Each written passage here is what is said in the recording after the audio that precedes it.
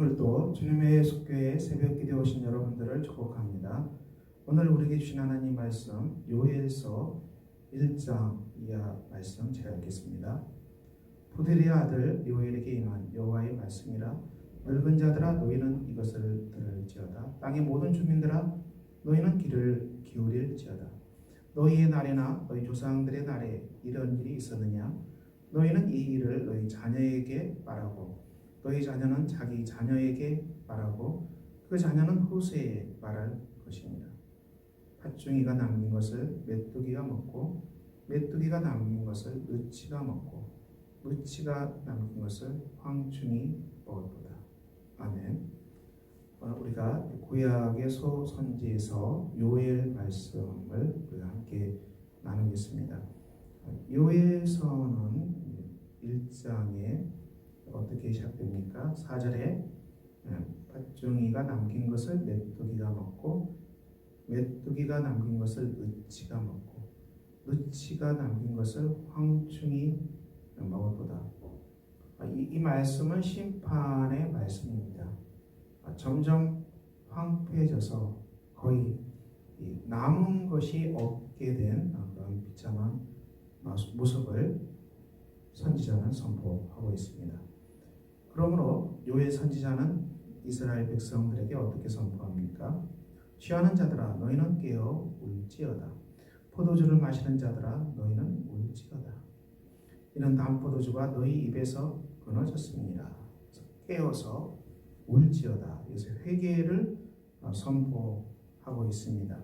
하나님의 심판이 임했기 때문에 너희가 이 심판에서 회복되는 길은 하나님 앞에서 통하고 회개하는 길밖에 없다고 성경은 선포하고 있습니다.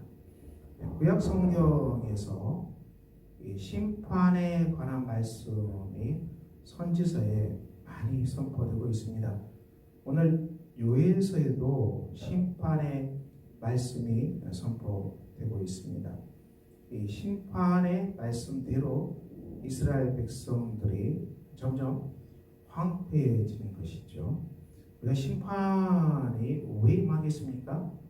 이스라엘 백성들이 계속 범죄에서 계속 탐욕과 우상 숭배로 말미암아 계속 어떤 그 복을 받기를 원하는 이런 마음이지요. 그런데 우리가 하나님의 말씀을 따르고 순종함으로 복을 받는 것은 다른 차원입니다. 하나님의 말씀에 집중하고 그리고 말씀대로 사는 가운데 하나님의 복이 임하는 것은 은혜입니다. 그런데 이 백성들이 하나님의 말씀, 공의와 사랑의 법은 무시하고 자기 욕심대로 계속 탐욕을 부리고 죄를 지어서라도 뭔가 이득을 취하려는 것. 그러니까 이런 것들이죠. 죄를 지으면서도 많은 이득을 취하겠다는 것. 이런 것들은 무서운 것이죠. 하나님의 공의의 법을 무시하고 부정한 방법으로도 소유를 더 채워나가겠다. 이런 것들은 참 무서운 죄가 됩니다. 하나님께서는 이스라엘 백성들이 이 죄악 세계 속에서 계속 범죄해서 점점 어떻게 됩니까? 영적으로 무너지는 것이죠. 제가 죄를 그렇게 많이 지어서 부자가 되는 게 무슨 의미가 있겠습니까? 죄악이 관영해서 그 사람들이 풍성해진다는 것은 의미가 없는 것입니다. 그래서 하나님께서는 이스라엘 백성을 향해서 심판하시는 것입니다. 이것은 돌이키라는 것이죠. 하나님께로 회개하라는 것이죠. 정의와 공의와 사랑의 법을 따라서 너희가 순종하는 사람이 되어야 된다. 이게 선지서를 통해서 선포되는 끝없는 심판의 말씀입니다. 이스라엘 백성이 주신 말씀인데요. 오늘 우리 신약 시대를 살아가는 우리 그리스도인들에게는 어떤 말씀입니까?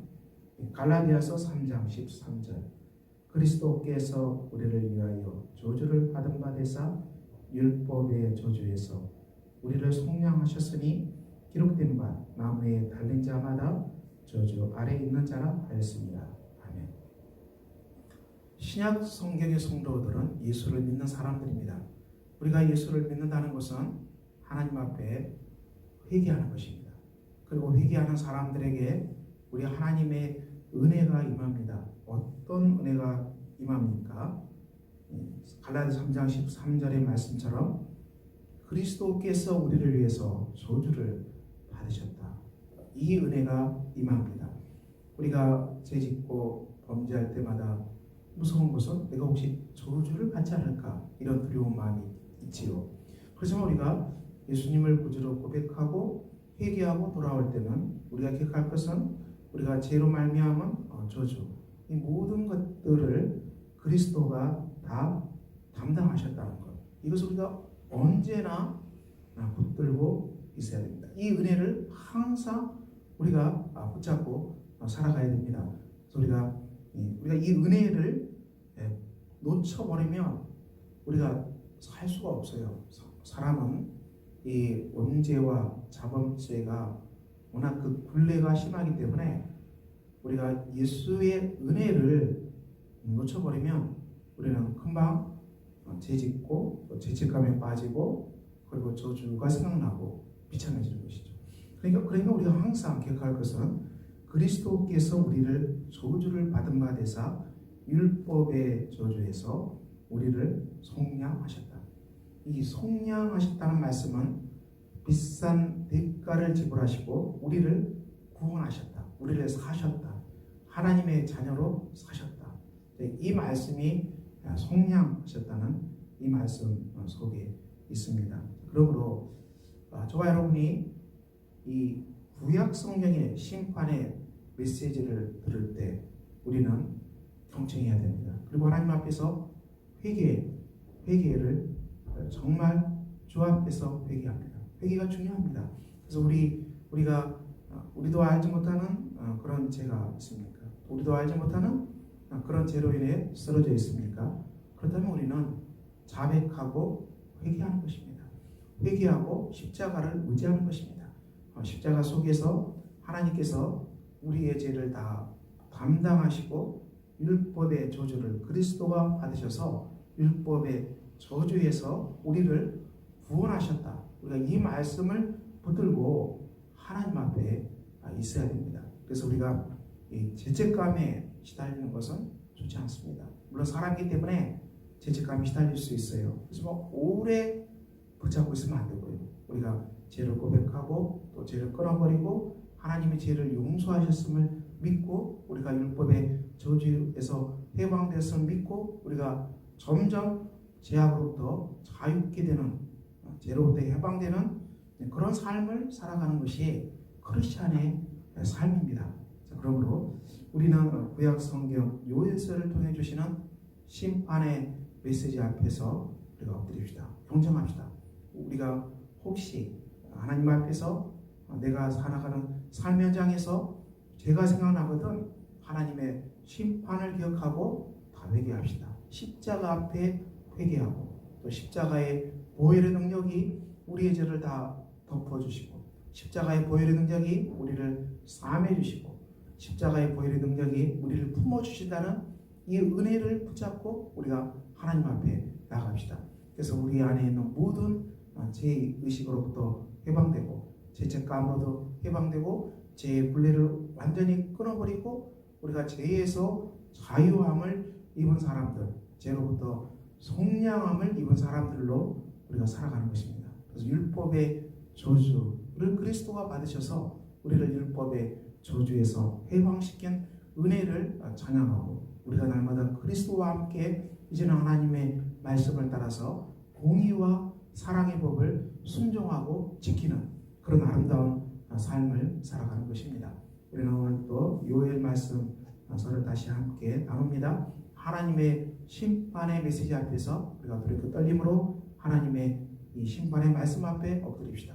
그래서 저와 여러분의 죄가 생각나면 전부 하나님 앞에 회개하고 그리고 우리의 모든 죄를 짊어지시고 십자가에서 우리를 속량하신 예수 그리스도를 구세주로 영접하고 십자가의 보혈의 은혜가 저와 여러분 가정 안에 있는 모든 죄악을 덮어주시고 싸매주시고 우리를 율법의 저주에서 해방하신 이 넘친 은혜를 우리가 받고 그 구속의 은혜 가운데서 살아갑시다. 날마다 우리가 죄를 끊어버리고 죄로부터 자유함을 입고 그리고 하나님 주신 말씀 성령을 따라서 공의와 사랑을 따라서 살아가는 복된 우리 성도님 되시기를 그리스도 예수 이름으로 축원합니다. 기도하겠습니다. 아버지 하나님, 오늘도 요해서를 통해 주신 심판의 말씀에 주목합니다. 우리가 주 앞에서 회개한 것 전부 고백하고 자백하고 죄를 떨쳐버리게 하시고 날마다 그리스도의 속량의 은혜가 넘쳐나서 하나님 주신 은혜로 살아가는 복된 성도들 되게 하여 주시고 이걸 또 죄로부터 자유함을 입고 하나님의 공의와 사랑의 법을 따라서 순종하고 살아감으로 말미암아 우리 삶 속에 참으로 은혜가 넘치는 복된 성도들 다 되게 하여 주시옵소서. 우리 주 예수 그리스도 이름으로 기도합니다. 아멘.